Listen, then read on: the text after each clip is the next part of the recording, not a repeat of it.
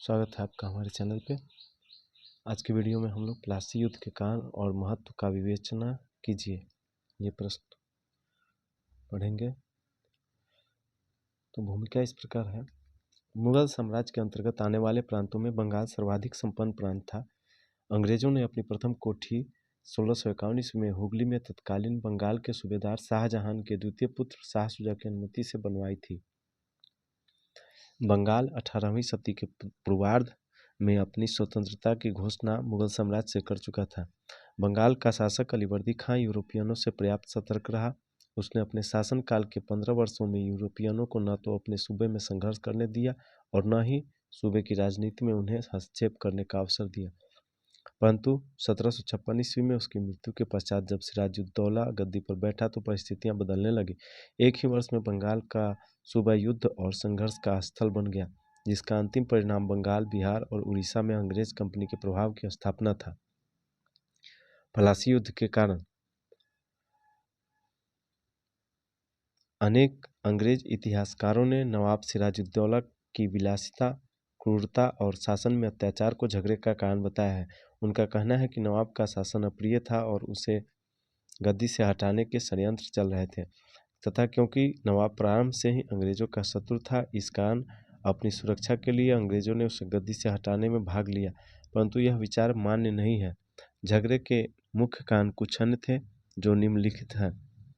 राजनीतिक कारण। पहला कारण राजनीतिक।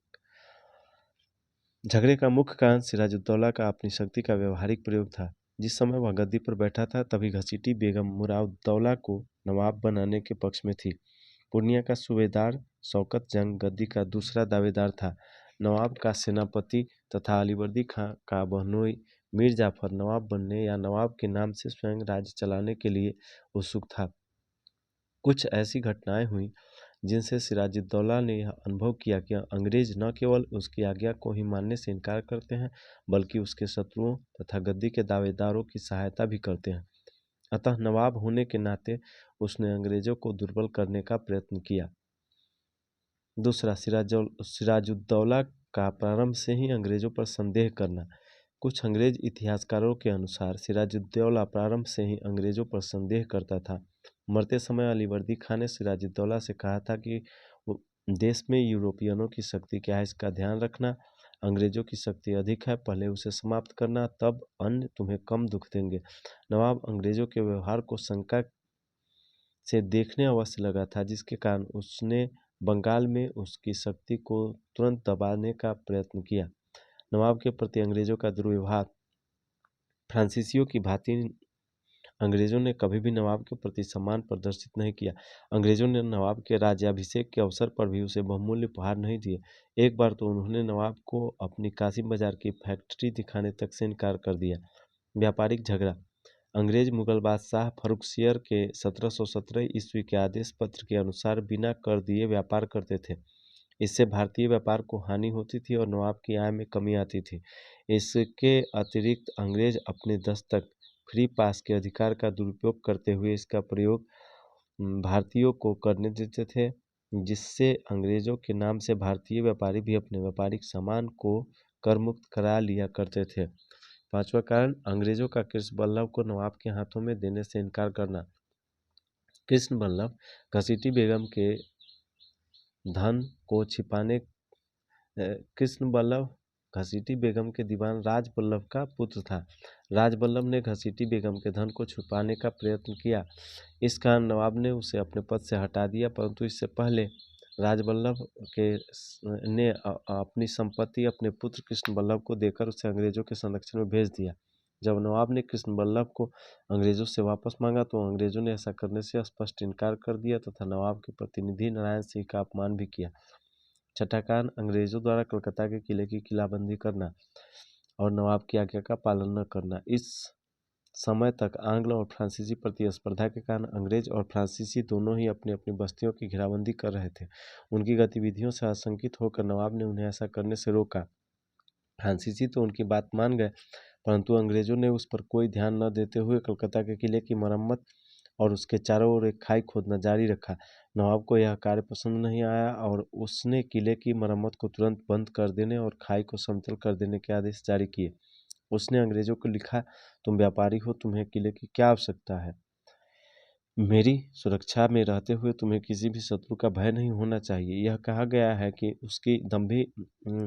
कि किसी दंभी अंग्रेज अधिकारी ने नवाब के कर्मचारियों से यहाँ तक कहा, यह खाई भर दी जाएगी परंतु मुसलमानों के सिरों से।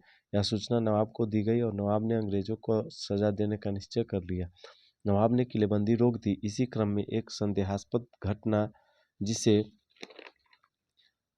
कलकत्ता कालकोठरी की दुर्घटना कहा जाता है, हुआ, ऐसा कहा जाता है। नवाब और अंग्रेजों में एक साधारण युद्ध हुआ। 9 फरवरी 1757 को अलीनगर नवाब द्वारा दिया गया कलकत्ता का नया नाम की संधि पर हस्ताक्षर कर दिए। अलीनगर की संधि का परिणाम अंग्रेजों और नवाब के बीच सद्भावना स्थापित होना नहीं था। उस अवसर पर दोनों शक्तियों ने अपने अपने स्वार्थों की पूर्ति के लिए संधि को स्वीकार कर लिया था और दोनों ने में से किसी की भी इच्छा इस संधि की शर्तों को पूरा करने की न थी।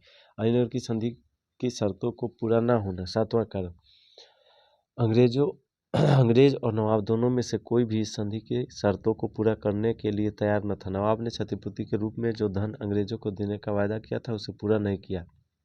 8वां कारण, अंग्रेजों द्वारा नवाब पर उसके द्वारा दिए गए आश्वासनों को पूरा न करने का दोषारोपण। नवाब ने अपने कुछ व्यक्तिगत पत्रों में अंग्रेजों को आश्वासन दिया था कि नवाब अंग्रेजों के शत्रुओं से मित्रता नहीं रखेगा। नवाब के इस आश्वासन को भी अंग्रेजों ने संधि की शर्तों की भांति माना। नवाब ने इस बात को स्वीकार नहीं किया। 9वां कारण, सिराजुद्दौला के विरुद्ध षड्यंत्र। सिराजुद्दौला के विरुद्ध राज्य में असंतोष व्याप्त था, इसमें कोई संदेह नहीं है। सिराजुद्दौला धार्मिक रूप से कट्टर था। उसकी धार्मिक अनुदारता की नीति से हिंदू असंतुष्ट थे। इसके अतिरिक्त नवाब ने राज्य के बड़े पदाधिकारियों तथा हिंदू सेठों को भी असंतुष्ट कर दिया था। राय वल्लभ को दीवान के पद से हटा दिया गया था। बंगाल के जगत सेठ को, जो एक धनवान हिंदू व्यापारी था, अपमानित किया गया था और मीर जाफर को मीर बख्शी के पद से हटा दिया गया था। इस कारण कुछ मुसलमान सरदार प्रभावशाली हिंदुओं की सहायता से नवाब को गद्दी से हटाने का षड्यंत्र कर रहे थे और इस षड्यंत्र में प्रमुख व्यक्ति मीर जाफर था, जो उस समय भी राज्य की सेना का सेनापति था। प्लासी का युद्ध 23 जून 1757 को आरंभ हुआ। नवाब की एक अग्रगामी टुकड़ी, जिसका नेतृत्व मीर मदान और मोहनलाल कर रहे थे और जिसे फ्रांसीसी अफसर सहायता दे रहे थे, ने प्रत्यक्षतः युद्ध में भाग लिया और क्लाइव को वृक्षों के पीछे छिपने के लिए बाध्य किया। अंग्रेजों ने फ्रांसीसियों को परास्त कर दिया और मीर मदान लड़ता लड़ता मारा गया। दूसरी तरफ षड्यंत्र के अनुरूप नवाब की अधिकांश सेना, जिसका दाहिना भाग दुर्लभ राय और बायां भाग मीर जाफर के नेतृत्व में था, अंग्रेजों से मिले हुए थे। नवाब तुरंत समझ गया कि उसके साथ धोखा और षड्यंत्र हुआ है, अतः वह युद्ध क्षेत्र से भाग खड़ा हुआ, परंतु राजमहल के निकट पकड़ा गया और 2 जुलाई 1757 ईस्वी को मुर्शिदाबाद भेज दिया गया, जहां मीर जाफर के लड़के मीरन ने मोहम्मद बेग के द्वारा उसका कत्ल करा दिया। 24 जून को मीर जाफर मुर्शिदाबाद पहुंचा और 5 दिन पश्चात 29 जून 1757 को क्लाइव ने वहां पहुंचकर उसे बंगाल, बिहार और उड़ीसा का नवाब घोषित कर दिया। प्लासी युद्ध के परिणाम। सैनिक दृष्टि से प्लासी का युद्ध महत्वपूर्ण नहीं माना जा सकता। यद्यपि नवाब की सेना अंग्रेजों की सेना से बहुत बड़ी थी, परंतु उसकी अधिकांश सेना ने युद्ध में भाग नहीं लिया था। अंग्रेजों के केवल 65 व्यक्ति मारे गए थे और नवाब के 500 सैनिक। मीर जाफर और दुर्लभ राय दोनों ने युद्ध के मैदान में सिराजुद्दौला को धोखा दिया। अतएव नवाब की पराजय का कारण सैनिक दुर्बलता न होकर क्लाइव की कूटनीति और षड्यंत्र था। उसने जगत सेठ के भय और मीर जाफर की महत्वाकांक्षाओं का पूर्ण लाभ उठाया। के.एम. पनिक्कर ने लिखा है, प्लासी एक ऐसा व्यापार था जिसमें बंगाल के धनवान सेठों और मीर जाफर ने नवाब को अंग्रेजों के हाथों बेच दिया था। परंतु प्लासी का युद्ध बंगाल में बाद की घटनाओं की दृष्टि से बहुत महत्वपूर्ण सिद्ध हुआ। अंग्रेजों को इससे आर्थिक लाभ हुआ। अमी चंद को अंग्रेजों ने कुछ नहीं दिया और स्वयं 72,71,666 रुपये पहले, 16,55,385 रुपये उसके पश्चात और पुनः 15,99,737 रुपये प्राप्त किए। यह विश्वास किया जाता है कि अंग्रेजों को धन देने के लिए नवाब मीर जाफर को अपने महल के बर्तन और अन्य सामान तक बेचना पड़ा था। 24 परगना की जागीर भी नवाब ने अंग्रेजों को दे दी। अंग्रेज व्यापार को बंगाल, बिहार और उड़ीसा की सीमाओं के अंतर्गत पूर्ण स्वतंत्रता दी गई और इन सूबों के विभिन्न भागों में अंग्रेजों ने अपनी फैक्ट्रियां स्थापित की। अंग्रेजों ने 1757 ईस्वी में सबसे पहले कलकत्ता में टकसाल स्थापित की और अपना सिक्का चलाया। कंपनी के सभी बड़े कर्मचारी और स्वयं क्लाइव को मीर जाफर ने बहुमूल्य उपहार भेंट स्वरूप दिए। बंगाल उस समय भारत का एक संपन्न सूबा था। उसके व्यापार और संपत्ति पर अधिकार करके अंग्रेजों ने कर्नाटक के युद्धों में सफलता पाई और धीरे धीरे भारत में अपनी राजनीतिक स्थिति को दृढ़ किया। बंगाल में फ्रांसीसी कभी भी नहीं पनप सके और डचों ने अंग्रेजों के विरुद्ध जो भी प्रयत्न किए वे उनमें असफल हुए। राजनीतिक दृष्टि से यह युद्ध और भी अधिक महत्वपूर्ण सिद्ध हुआ। नवाब मीर जाफर नाम मात्र का शासक था। वह अंग्रेजों की सहायता से नवाब बना था और उन्हीं की सहायता से अपनी शक्ति को स्थापित रख पा रहा था। इस प्रकार अप्रत्यक्ष रूप से अंग्रेज ही बंगाल के मालिक बन गए थे। 6000 सैनिकों की एक अंग्रेजी सेना नवाब की सहायता के लिए रहती थी। नवाब की असहायता इसी बात से स्पष्ट है कि वह अपने दीवान दुर्लभ राय और बिहार के नायब दीवान राम नारायण को अंग्रेजों के हस्तक्षेप के कारण चाहते हुए भी दंड नहीं दे सका। अंग्रेजों की सहायता से कोई भी व्यक्ति राज्य में कैसा भी स्थान प्राप्त कर सकता था और नवाब असहाय था। अपनी असहाय स्थिति के कारण ही क्लाइव के बंगाल से जाते ही नवाब ने अंग्रेजों के प्रभाव से मुक्त होने का प्रयत्न किया, यद्यपि वह इसमें असफल हुआ। अंग्रेजों का राजनीतिक प्रभुत्व इस बात से भी स्पष्ट होता है कि मीर जाफर को गद्दी से हटाने के लिए उन्हें किसी रक्तपात अथवा युद्ध की आवश्यकता नहीं हुई।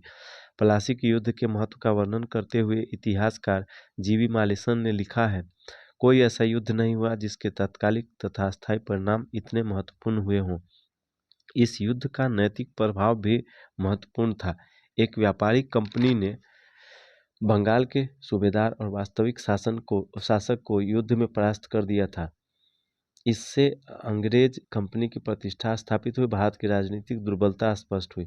यह भी स्पष्ट हो गया कि हिंदू जमींदार और व्यापारी पतनोन्मुख मुसलमानी राज्यों को विदेशियों की सहायता से समाप्त करने के लिए तत्पर थे। अंग्रेजों की व्यापारिक और साम्राज्य विस्तार की नीति प्लासी के युद्ध के पश्चात आरंभ हुई। इस प्रकार प्लासी का युद्ध इतिहास में महत्वपूर्ण परिवर्तन लाने वाला सिद्ध हुआ। प्लासी, जो कि मुर्शिदाबाद के दक्षिण में 22 मील की दूरी पर स्थित एक गांव था, के युद्ध ने अंग्रेजों को भारत में आंतरिक मामलों में दखल देने का अवसर प्रदान किया। इतिहास में इस युद्ध को अपनों की दगाबाजी के कारण कितने भी शक्तिशाली शासक की कैसी दुर्दशा हो सकती है, इसे समझने के लिए भी याद रखा जाएगा। सिराजुद्दौला के पास 50,000 सैनिक थे, जबकि विपक्षी अंग्रेज सेना में 950 यूरोपीय पदाती, 100 यूरोपीय तोपची, 50 नाविक तथा 2100 भारतीय सैनिक थे। मिलते हैं नेक्स्ट वीडियो में बक्सर के युद्ध के साथ। तब तक के लिए धन्यवाद।